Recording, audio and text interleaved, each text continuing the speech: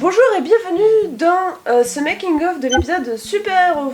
Dans ce making of, on va vous parler de comment on a réalisé cet épisode, enfin ce film de 1h30, et qu'est-ce qu'on a fait en plus par rapport à d'habitude, comment on l'a fait, les problématiques qu'on a rencontrées et les effets spéciaux, etc. Comment on a fait. Et pour ça, je serai accompagnée, moi, Jeanne Katsuya, de Gabriel Agreste en tant que premier assistant réel et cadreur sur l'épisode Super Héros. Voilà, et moi, acteur, réal, FX, animateur 3D, montage, voilà. Alors, pour finaliser un script, on va dire que ce qu'il nous faut principalement, c'est tous les participants. Il faut aussi une espèce de cohérence entre toutes les scènes. Il me faut également savoir est-ce que c'est réalisable, c'est-à-dire est-ce que c'est tourné qu'en extérieur, si c'est tourné en intérieur, est-ce qu'on a les lieux. C'est réalisable d'un point de vue il fait pas trop froid. Spoiler alerte, ça c'était pas prévu. Donc qu'est-ce qu'il faut? Donc généralement comment je fais pour faire le script? Je fais un synopsis on va dire de l'épisode, comment je veux que ça se déroule, la problématique principale, qu'est-ce qui va se passer entre guillemets, même sans personnage, on sait pas trop qui va découvrir toi.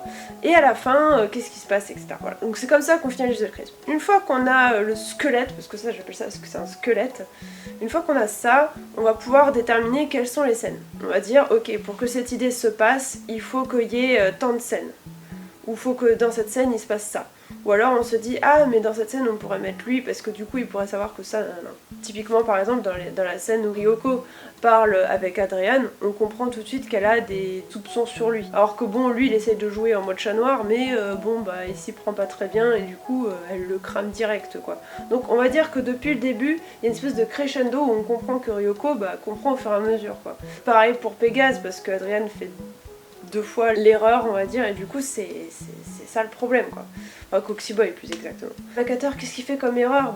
Il est un peu trop brutal donc quand il pousse Speedcat dans l'eau, voilà ça se passe pas très bien, les gens comprennent que c'est pas forcément une bonne personne. Donc du coup voilà c'est comme ça qu'on va comprendre parce que moi je voulais qu'il fasse des bourdes. Mais des bourdes qui fassent sans faire exprès entre guillemets et qui se rendent pas compte qu'ils les font. Pour moi c'est ça qui est important au niveau des personnages. Je voulais aussi absolument qu'il y ait des gens qui pensent qu'un tel est le personnage. Donc typiquement Lila rentrait bien par rapport au personnage de Volpian qui se déguise entre guillemets en d'autres personnages, etc. Avec toutes ces idées là, j'ai pu construire toutes les scènes une par une et pour arriver à la finalité, qu'en plus Lila ne se fait pas intercepter, on sait pas que c'est une mauvaise. C'est ce qui fait que Lila va pouvoir ne pas se faire prendre en fait, on va pas découvrir que c'est elle parce que j'ai fait en sorte qu'elle ne se trompe jamais. Et parce qu'en fait le vrai personnage de Lila de base est sûr d'elle au point que elle ne se trompe jamais, elle fait jamais d'erreur. Du coup elle fait des trucs horribles, c'est comme ça. Tout va bien se passer pour elle. Jusqu'à la fin, elle reste fidèle à elle-même et c'est ça qu'on a commencé entre guillemets l'écriture du script. On voulait pas qu'elle ait quelque chose de mauvais ou que voilà. Et puis c'est important pour la suite aussi parce que nous, ce qu'on a besoin c'est le personnage, qu'on sache qu'est-ce qu'on peut en faire dans les prochains épisodes. Parce que mine de rien, quand on écrit quelque chose, il faut penser à la suite qui n'est pas encore écrite, qu'on va écrire après. C'est comme ça qu'on écrit le script. Très très grossièrement. Alors, tout simplement, j'utilise des modèles 3D de Kwami que Delphine Guinée m'a fait. Et du coup, c'est elle qui les a réalisés. Moi, je me contente de les animer sur Cinema 4D. Et après, pour une meilleure immersion au niveau des Kwami et des acteurs, ainsi de leur interaction. Quand je demande à mes acteurs de parler avec un Kwami, je leur demande de fixer le Kwami. Mais c'est un truc qui n'existe pas. Donc en fait, je leur demande de suivre un truc imaginaire entre guillemets qu'il faut suivre et si possible de fixer toujours un point particulier lors du tournage. Et du coup c'est comme ça que je fais. Des fois je fais des plans sur les Kwami, mais dans le super-héros, j'ai pas voulu faire ça parce que de 1, ça prend beaucoup plus de temps à animer, c'est beaucoup plus de travail à faire lors du tournage. Donc pour les super-héros, j'essaie d'aller le plus à l'essentiel parce que c'est très très long déjà à faire en VFX et que je suis tout seul à le faire. Et déjà 5 mois pour faire un épisode, c'était pas possible, mais on n'a pas eu le choix. Donc voilà. Pour l'animation des Kwami, je les anime sur Cinema 4D au niveau des mouvements du corps, on va dire. au niveau de comment ils bougent, comment ils se retournent, etc. Je les importe sur After Effects et après je les mets dans la scène sur After Effects. Donc du coup, je peux suivre le mouvement des yeux de la personne, savoir où le placer entre guillemets, le faire parler avec. C'est comme ça que j'ai fait Aquaman. Alors déjà, il faut savoir que les effets spéciaux, ça dépend de quel on parle, parce que si on parle de celui de Max par exemple, Max, j'ai repris à peu près ce qui se passe dans Miraculous. Je savais que c'était un espèce de gros rond avec des trucs un peu bleus, un peu électriques, tout ça. J'ai repris une espèce de base un petit peu qui ressemble. Je l'ai combiné avec plein d'autres bases, avec les cercles de Doctor Strange. J'ai changé les couleurs. Pour le fond, j'ai mis une espèce de truc un peu globuleux, etc. que j'ai mis en transparence en dessous ces filtres-là. Après, avec les effets... Sound Effect, c'est beaucoup mieux évidemment. Bon, ça c'est très très long, je vais pas vous cacher que je galère beaucoup sur ce point de vue là, donc je vais pas trop en parler. C'est un miracle que ça fonctionne bien. Pour les autres effets spatiaux, par exemple pour la scène du début de l'épisode où on comprend pas trop avec quoi se battent les super-héros, parce qu'en fait ils se battent contre des illusions que Lila fait. Faut imaginer qu'ils se battent contre des trucs qu'ils comprennent pas trop ce que c'est, qui sont... que quand tu les touches, bah, ils ne ressentent rien en fait, c'est des illusions. Mais comme c'est un truc un petit peu globuleux tout ça, bah, ils savent pas trop si ce qu'ils touchent ça marche ou pas, enfin c'est un peu bizarre quoi. Et puis c'est quelqu'un qui les tire de loin et tout, donc eux ils se battent mais ils comprennent pas trop sur quoi ils se battent, c'est pour ça qu'on voit pas trop. Je vous avoue que c'est aussi une technique pour moi, faire des méchants sans qu'on comprenne trop ce qui se passe en fait, parce que le problème c'est que faire des effets spéciaux c'est très compliqué et c'est pas du tout mon domaine. Moi je me contente de rajouter des effets aux bons endroits avec des sound effects qui correspondent et des fois ça fonctionne. Et malheureusement à force de faire que ça, bah ça va se voir que c'est comme ça, donc c'est pas très très bien. Après, bon bah les effets comme la magie que fait Volpian pour par exemple faire apparaître Marinette, tout ça, bon bah c'est des particules que tu fais d'une certaine façon avec certaines couleurs, voilà, c'est pas compliqué.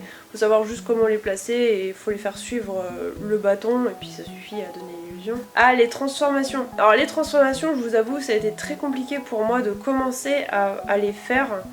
Je savais exactement ce que je voulais vraiment des transformations comme ça, vous voyez. Au début j'avais fait comme ça, c'est pas très très beau, du coup j'ai fait comme ça. Bon bah c'est peut-être un peu mieux, je sais pas. En tout cas c'est beaucoup plus rapide à faire. Il suffit de détourer le personnage, de rajouter un faisceau lumineux dessus. Et avec la vitesse du truc, ce moment où ça slide de costume entre guillemets, et si les yeux sont bien raccordés avec la bonne pose, l'illusion est parfaite et ça suffit complètement à ce qu'on comprenne qu'ils se détransforment en fait. Quand je demande aux gens de se battre contre quelque chose d'imaginaire, je leur demande d'en faire des tonnes et des caisses pour montrer comme s'ils se battent acharnément et tout, vers un point fixe évidemment. Et donc après moi en post-prod je rajoute des effets, je rajoute des boules de feu qui gigotent dans tous les sens et tout, ça suffit. Voilà. Malheureusement j'ai pas les connaissances davantage pour faire quelque chose de mieux à mon niveau. D'autant plus que c'est absolument pas, je sais pas faire ça du tout. Ah oui, les effets spéciaux des portables ou des choses qui sortent lumineux, tout ça, bah c'est pas grave, hein, c'est la même chose, c'est un tracking et puis on met le machin qui s'affiche avec un petit peu de transparence, qui bug un petit peu pour faire croire que c'est pas très stable, voilà. Ça suffit. Mais malheureusement, tous ces petits effets là sont très très très longs à faire. Par exemple, des effets qui n'ont vraiment pas l'air très longs du tout, mais par exemple, les gens téléphonent avec. Enfin, passe un coup de fil et il y a un petit truc lumineux qui s'ouvre. Le temps de la conversation, de faire le truc, c'est très très long parce qu'il faut que ça suive et tout. Enfin, le PC il rame et tout, enfin, je vous raconte pas la galère. Mais faut vous dire que une scène FX de 4 secondes, je mets au moins 4 ou 6 heures derrière à travailler dessus. Parce qu'il faut savoir qu'on fait ça frame par frame, vraiment comme ça que ça se fait, très très long. Voilà, c'est beaucoup plus long que faire du montage classique. Il faut savoir que tous les acteurs n'habitent pas tous sur Paris. Et la chose la plus importante dans des tournages, c'est de réunir tout le monde au même endroit le même jour, à la même heure. Et mine de rien, ça c'est déjà hyper compliqué parce qu'il faut que tout le monde soit présent. Et en fait, ça se peut qu'il y en a qui soient pas présents. Le souci, c'est qu'un acteur ne vient pas lors d'un tournage alors que c'est prévu qu'il soit là. On a deux options qui s'offrent à nous.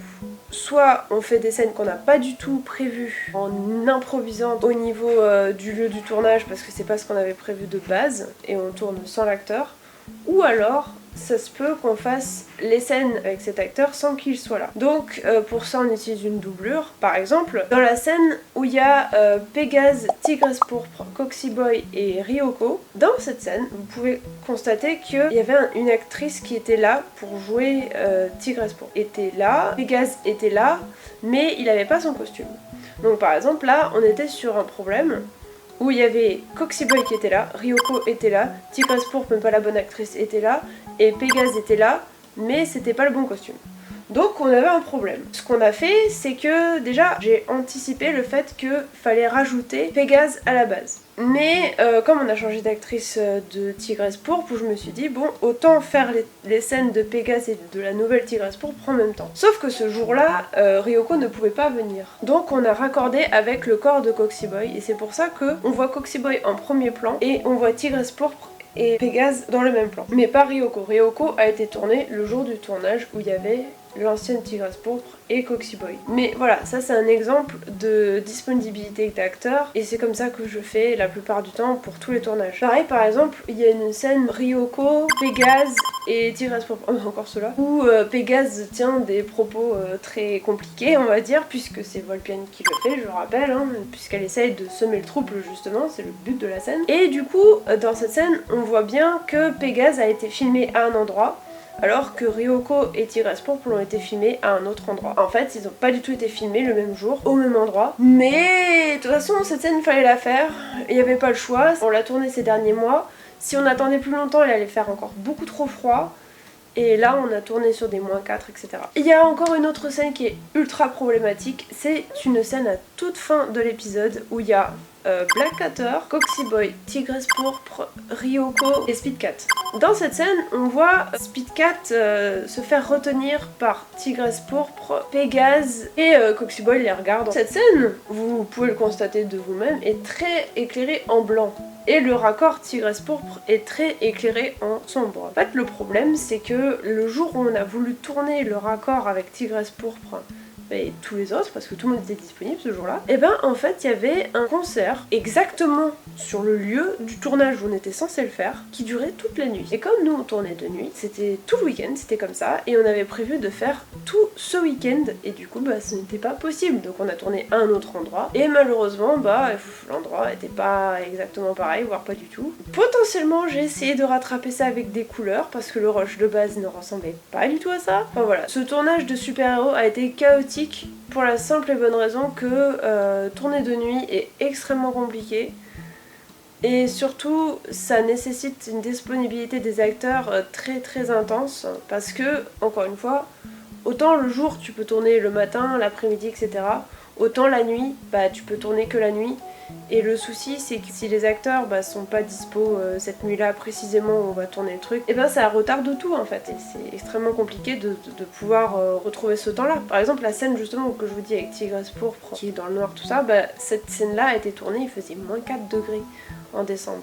Alors que l'épisode était censé être tourné en juillet. Après il faut savoir aussi c'est que la nouvelle Tigresse Pourpre est apparue bien plus tard. Donc ça a été extrêmement compliqué. Pareil, le personnage de Pégase n'a pas eu son costume à temps en fait. On l'a commandé 2 mois en avance et il est arrivé avec 1 mois et demi de retard genre. Et voilà, du coup ça a décalé tout, à chaque fois on pouvait pas tourner les scènes et voilà. Cet épisode super-héros, il y a des nouveaux acteurs que vous avez encore jamais vus. Le personnage de Pégase, donc Max, en super-héros Pégase. Il y a la nouvelle actrice de Juleka qui ferait Tigresse Pourpre. Et la nouvelle Ladybug, qui est Marinette pour cet épisode super-héros. Dans certaines scènes, j'ai demandé explicitement qu'on fasse des scènes improvisées sur le tas. En fait, toutes les scènes de jour sont improvisées pour la simple et bonne raison qu'il n'y avait pas tous les acteurs de présents. Et le problème étant, c'est que je ne pouvais pas être sûre des acteurs qui seraient sur place. Le souci étant qu'il y avait beaucoup d'acteurs qui étaient jamais là, etc. Et je voulais montrer aussi que Volpiane se met vraiment le trouble dans le groupe, mais vénère, avec des pouvoirs spéciaux partout, etc. Je voulais vraiment donner une impression de chaos, avec beaucoup d'incertitudes, etc. Donc ça c'était pas de la réflexion. Et du coup je voulais que ce soit improvisé parce que je voulais pas que les gens s'attendent à ce qu'ils vont faire, entre guillemets, pour avoir de la spontanéité dans leur jeu d'acteur. Même les scènes avec les Kwami, parce que bah voilà pareil, la prérogative c'est que c'était le chaos et qu'ils étaient tous effondrés, essoufflés. Et pour ça je voulais vraiment de l'improvisation pour voir comment ça pourrait rendre. Et au final je trouve ça pas trop mal. C'est vraiment l'essoufflement, vraiment on sait vers quoi on tend et tout le monde fait pas. C'est vraiment une accumulation et on voit que les super-héros sont tous désespérés, qu'ils y arrivent pas, etc. Pendant que Volpiane fait absolument toutes les conneries qu'elle peut. Et ça, c'est vraiment ce que je voulais montrer. Aussi, venant du fait que je n'étais pas sûre d'avoir tel et tel acteur le jour J des tournages de jour. Je m'explique parce que ça se peut qu'il y en ait qui soient fatigués, qui soient malades. Il y en a aussi qui quittent le projet, voilà. De tout s'est passé dans cet épisode, il n'y a pas de souci. Et voilà. Pourquoi des scènes d'improvisation volontaires ? Vraiment pour avoir la spontanéité du chaos, comment les gens le ressentiraient. Et quand j'étais à la direction sur le tournage, je leur disais il faut que tu viennes de vivre la pire journée de ta vie, t'es crevé, t'en peux plus et tout ça, c'était l'improvisation des Kwami. Pareil quand on a fait alors la mise en scène avec les super-héros au début, Ryoko est complètement crevé, etc. Je voulais vraiment pas des scènes je voulais vraiment jouer sur la mise en scène, comment faire, etc. avec les pouvoirs, comment ça se passe, etc. Et du coup, on a travaillé, parce qu'on a tous proposé cette idée, hein, on a tous travaillé main dans la main, on a fait pendant 1h30 cette scène, on l'a improvisée en sachant que il y en a un qui a fait de la merde, à ce moment-là c'est Carapace. Carapace qui est en réalité Volpiane. On voit qu'il est pas trop lui-même, etc. Et ça commence comme ça. On voit comment les super-héros réagissent, on voit comment ils s'embrouillent. Et ça a été hyper compliqué et fatigant à faire. On se met un peu dans le même esprit que les personnages à ce moment-là. Il faut savoir que c'est très compliqué d'être un personnage au bord de la crise de nerfs, dans le chaos on va dire, de ce qu'il doit faire en fait. Alors déjà parce que on n'avait pas envie d'attendre je sais pas combien de temps dans la web-série originale pour voir aux super-héros, Pégase, Pit-Cat, Foxy Boy, Black Hatter, Volpiane, tout ça. Parce que faut savoir que ce sont des personnages que vous allez rencontrer dans la web-série, mais pas tout de suite. Hein. Vous allez attendre, je pense, début de saison 3 pour les voir. Comme on en est qu'à l'épisode 10 de la saison 2, je vous avoue qu'on avait envie de les sortir avant. Et en plus de ça, des super-héros, ça fait super beau dans le noir. Hein, vraiment, c'est très joli. Donc je voulais absolument des super-héros dans la nuit, avec des jolies couleurs, que ça ressorte bien et que c'est pour ça que j'ai mis des super-héros inédits.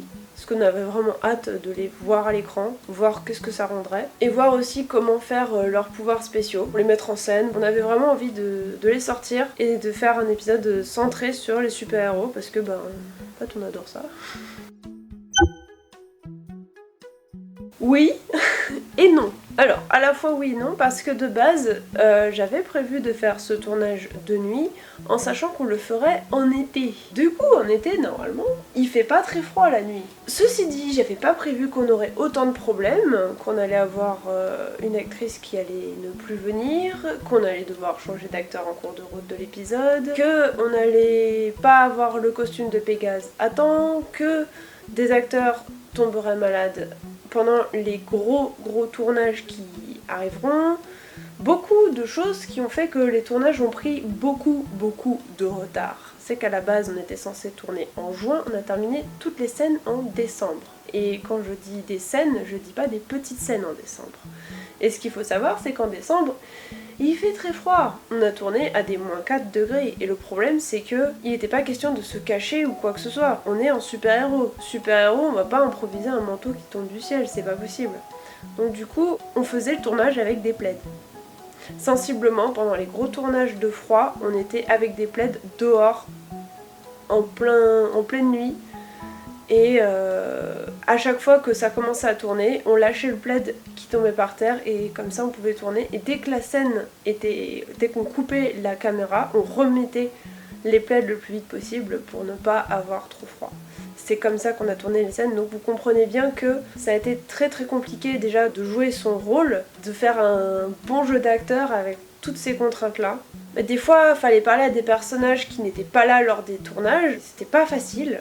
Bon, après, par exemple, il y a des scènes qui en pâtissent un petit peu. Par exemple, la scène avec Oxyboy et Blackwater, la toute première, moi j'ai mis un immense pull en dessous et ça se voit au niveau du cou.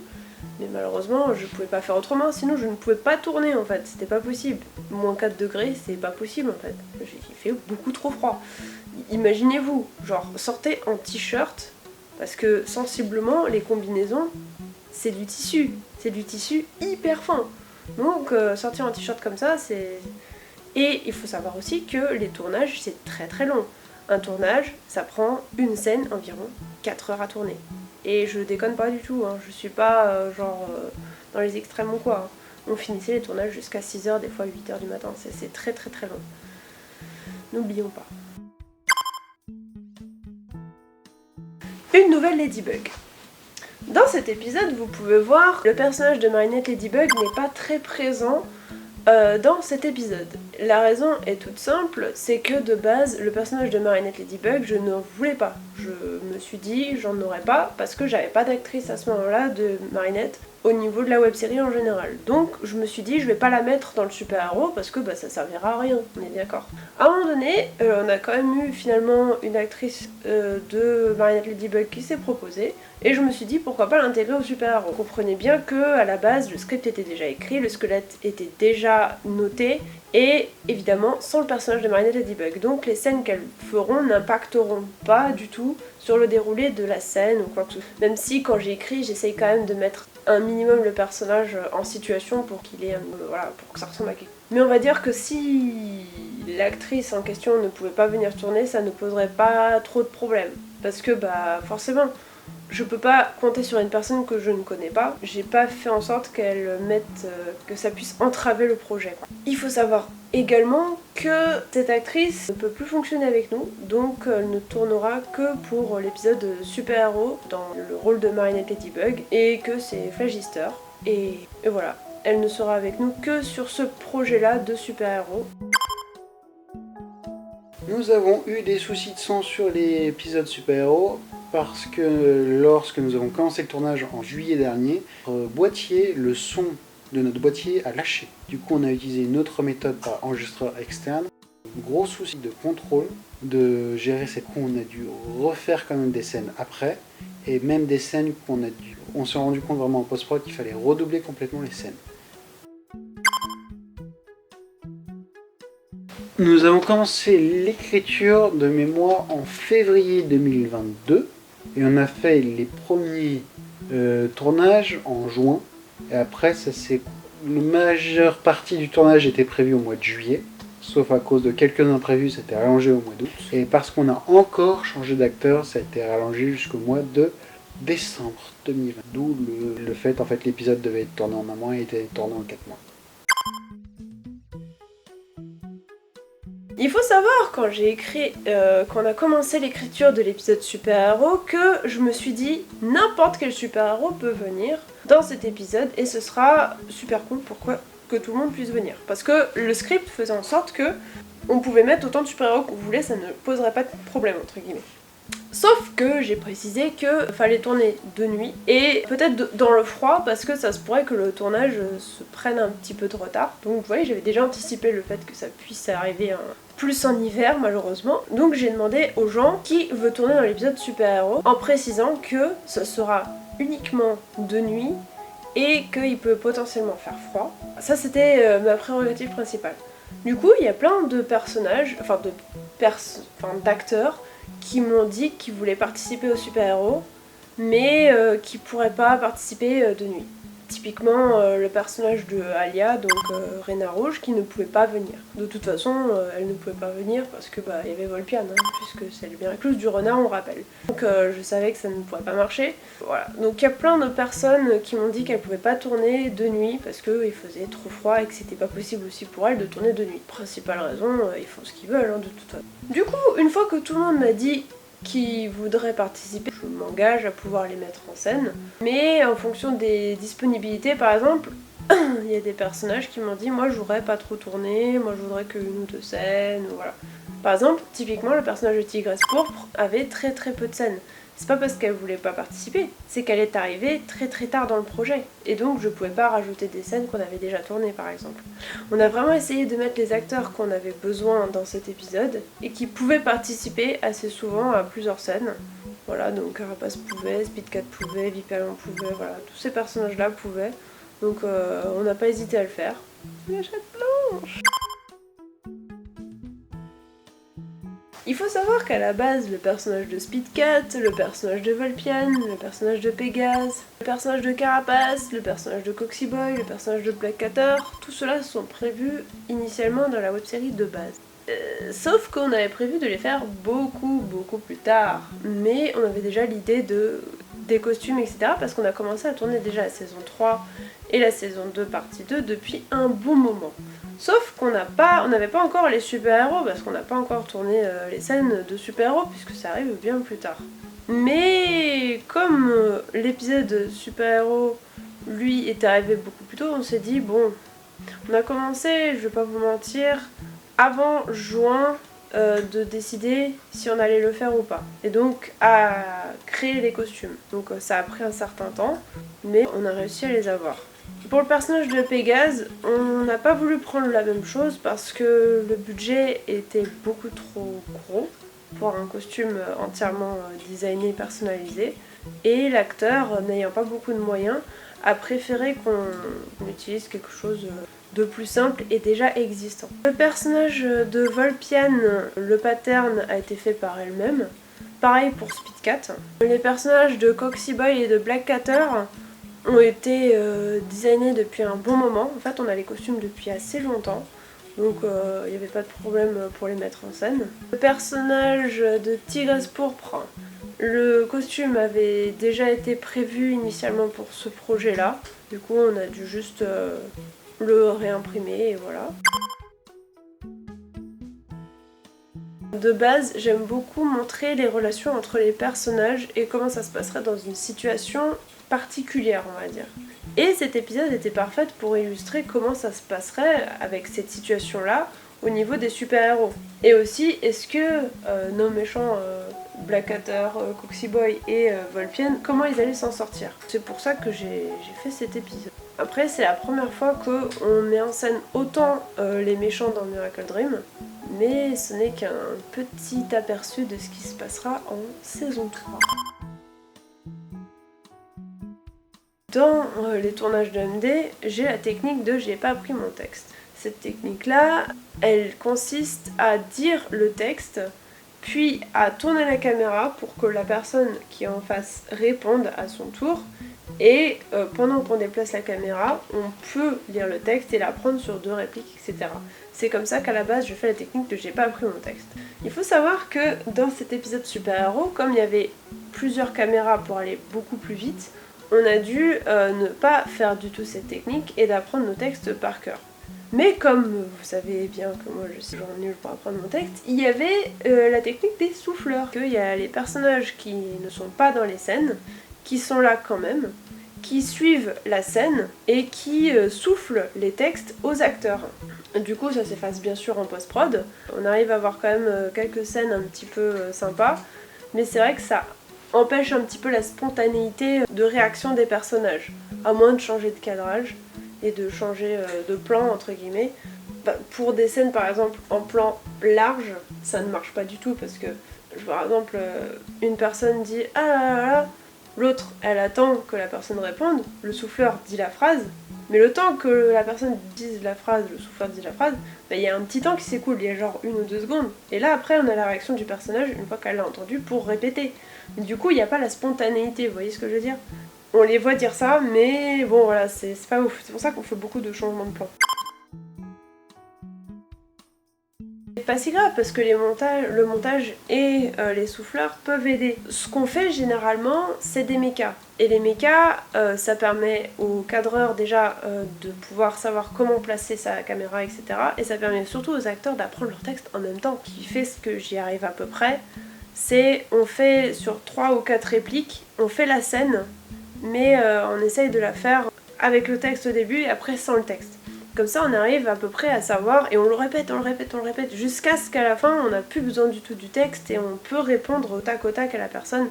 Mais du coup ça nécessite du temps qu'on n'a pas forcément parce que froid, des fois il pleut.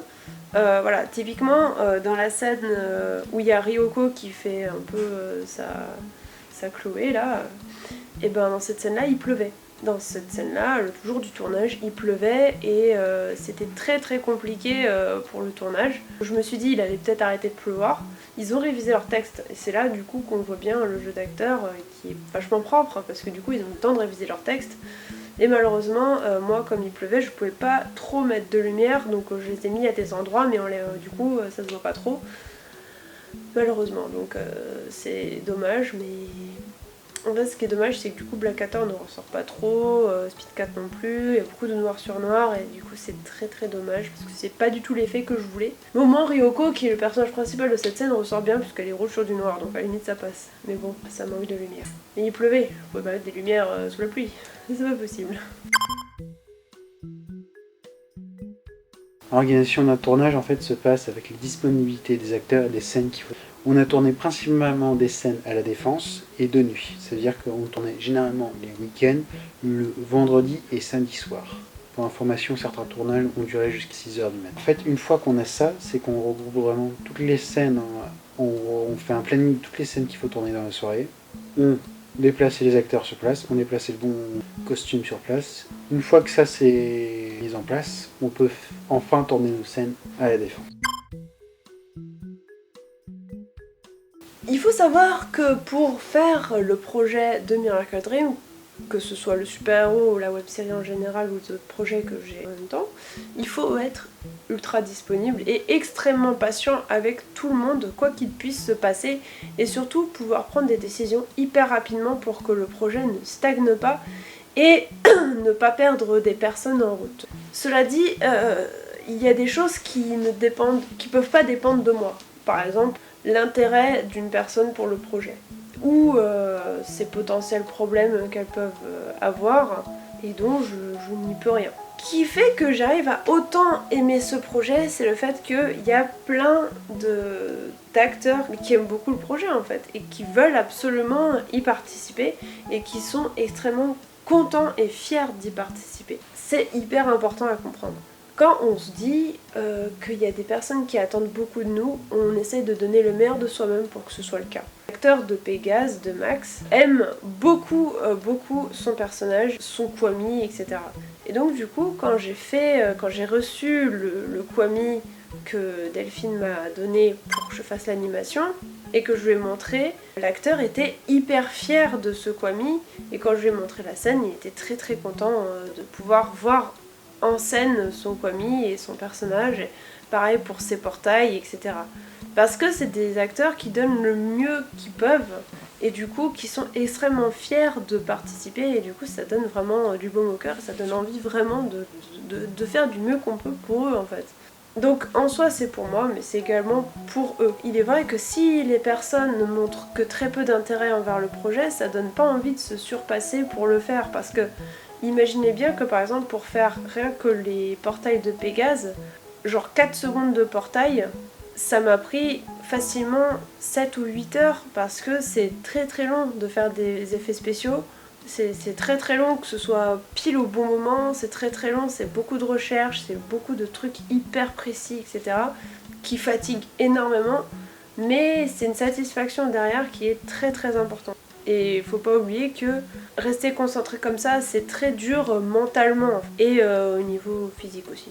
Quand j'ai fait le montage pour l'épisode super-héros, il y a plusieurs scènes que je me suis dit qui n'allaient pas au niveau de la cohérence des histoires. C'est-à-dire que je connais l'histoire du super-héros et de Miracle Dream en général sur le bout des doigts parce que c'est moi qui l'ai écrit. En général, j'écris pas toutes les scènes mot par mot parce que les acteurs reprennent chaque scène pour y mettre leurs pattes, on va dire, à leur personnage, ce qui est normal. En règle générale, je connais absolument tout du script et dès qu'il y a une espèce d'incohérence, je peux rattraper ça lors d'une scène ou lors d'un dialogue, d'un doublage ou quoi, pour que ça puisse se rattraper. Par exemple, je vais vous donner l'exemple de Black Adder qui parle avec Volpian et Coxy Boy dans cette scène, où vous pouvez voir que Black Adder parle. Et si vous vous prêtez bien attention, il parle de deux façons différentes. Il y a une fois où il parle avec la bonne intonation et une fois qu'il parle un peu avec une autre voix un peu bizarre. C'est parce qu'en fait ce doublage a été refait. Il a été refait pour que les informations données à l'intérieur ne soient pas les mêmes parce que ça ne correspondait pas du tout à ce qu'on avait tourné, parce qu'on a rajouté des scènes en cours de route pour des soucis de cohérence avec les autres scènes. Bon, il y a quelques scènes qu'on a recommencé mais pas énorme, hein. Franchement ça va. Sinon comment j'ai fait pour l'animation 3D, je vous avoue que j'ai été voir sur YouTube, j'ai trouvé quelques tutos en français. Et c'est comme ça que j'ai bidouillé et testé l'animation 3D. Alors ça a été hyper compliqué à apprendre parce que je sais absolument pas faire de la 3D ou quoi que ce soit. Pareil pour les VFX, j'ai fait que de suivre des tutos, des tonnes de tutos, j'en ai fait 15 millions. Et j'ai réussi à les adapter, et surtout lors du tournage parce que il faut comprendre que pour faire des effets spéciaux, il faut d'abord savoir faire des effets spéciaux pour après filmer de quoi faire des effets spéciaux pour ensuite faire des effets spéciaux. Donc ça peut pas marcher dans l'autre sens. Il faut vraiment d'abord en faire sur des projets qui sont pas à toi, pouvoir les filmer après et te dire ok comme ça je pourrais l'adapter comme ça. Et pas autrement parce que sinon ça ne fonctionnera pas en fait. Vous allez vous embêter pour pas grand chose.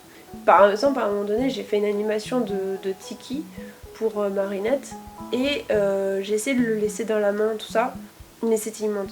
C'était pas possible, c'était horrible. C'était insupportable. C'est mettre un objet dans la main de quelqu'un, comme ça, en 3D, j'y arrive pas. C'est trop dur, j'y arrive pas. Ça fait comme si le truc il est saccadé là, ça fait pareil une seconde, c'est trop moche, c'est pas possible quoi.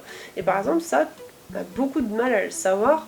Et quand on doit diriger ces acteurs, et qu'ils essayent de faire quelque chose, mais toi tu sais que ça va pas marcher, mais bon, tu te dis bon en post-prod, je ferai autrement, etc. Donc bon, voilà, c'est des choses importantes à savoir. Beaucoup de motivation, de ténacité, de volonté, de patience, parce qu'il faut prendre en compte tous les besoins de toutes les personnes qui vont vous suivre dans le projet, ça c'est hyper important, surtout quand vous devez les organiser. Beaucoup improviser sur le moment aussi, parce qu'il se passe jamais ce qu'on a prévu. Il faut vraiment penser surtout à tout, parce que personne ne va le faire à votre place, et voilà.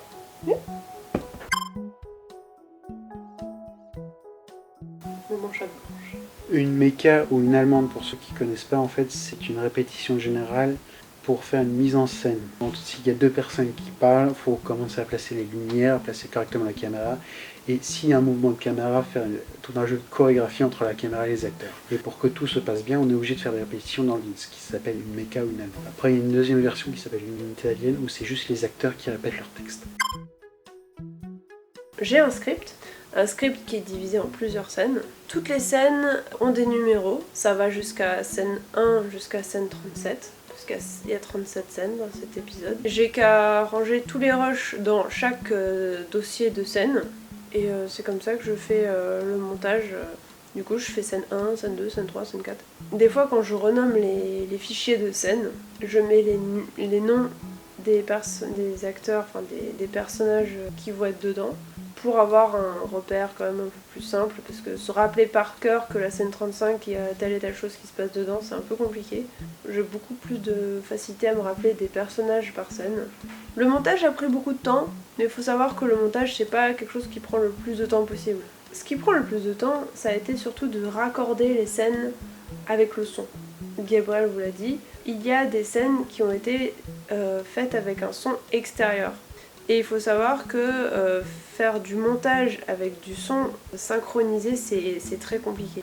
Par exemple, dans la première scène, on va dire, de combat, entre guillemets, quand Carapace et Volpiane, on voit, dans cet épisode, il y a eu du son post-synchronisé, et du coup ça a été hyper compliqué de faire un montage avec plusieurs vues.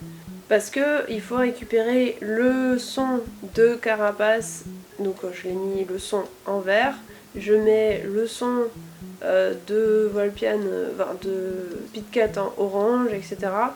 Et voilà, mais c'est compliqué parce que du coup il n'y avait pas assez de couleurs pour tous les personnages. Et le son, il est synchronisé avec l'image, mais l'image, elle a pas la même couleur. Enfin, c'est ultra compliqué en montage de faire du son post-synchronisé. Et c'est également pour cette raison, en voyant le Capharnaüm que c'était de faire le montage comme ça, que je me suis dit je vais acheter un deuxième 90D neuf qui n'a pas le son qui bug. Voilà, c'est uniquement pour cette raison que je l'ai acheté, parce que c'était vraiment un enfer. Véritablement, quand j'ai fait le montage de la scène où il y a Volpienne qui arrive, où il y a l'espèce de réunion où il y a tout le monde là, cette scène-là a été faite, pareil, le son post-synchronisé. Et ça a été ultra compliqué. Ultra compliqué de trouver quel son c'était, etc. Quelle vue, quel gros plan, quel machin. Une horreur. Vraiment, hein, c'est très compliqué. Ça apparaît pas comme ça, mais c'est hyper chiant, quoi. C'est insupportable, quoi. Pareil pour la scène Coxy Boy. Ryoko, cette scène aussi était post-synchronisée au niveau du son. Hyper dur à faire, parce que le jour du tournage, on a eu un énorme problème de son, et le son était impossible à faire. Et en fait, l'astuce qu'on a fait, c'est qu'on a mis un boîtier qui ne filmait pas, qui prendrait que le son, et on a pu se débrouiller avec ça, mais c'est pour ça que le son est vraiment foireux, quoi.